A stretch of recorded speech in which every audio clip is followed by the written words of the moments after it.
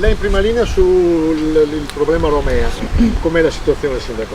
Beh, sapete benissimo che sulla Romea abbiamo parlato anche con il comitato provinciale unificato, no, congiunto di Venezia e Rovigo.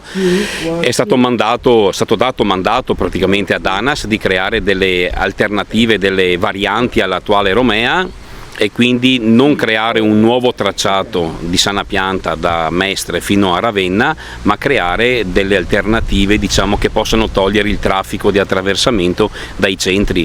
Io mi sono battuto per togliere il traffico di attraversamento del nostro territorio, tant'è che in una prima ipotesi sembra che dalla rotonda grande di Valli della Romea ci si possa collegare con questa nostra nuova strada, ecco, che verrà ovviamente disegnata e tracciata, e dovrebbe uscire tra Porto Eviro e Rosolina. Quindi per me salvare la zona di Sant'Anna, Cavanella e Valli è cosa importante. E ha già un'idea di un cronoprogramma il sindaco? No, a luglio so che ci dobbiamo risentire con il vicepresidente De Berti e capire, insomma, noi daremo tutta la nostra disponibilità. Sicuramente l'amministrazione comunale non sarà l'amministrazione comunale del no a prescindere, perché con il no non farai mai nulla.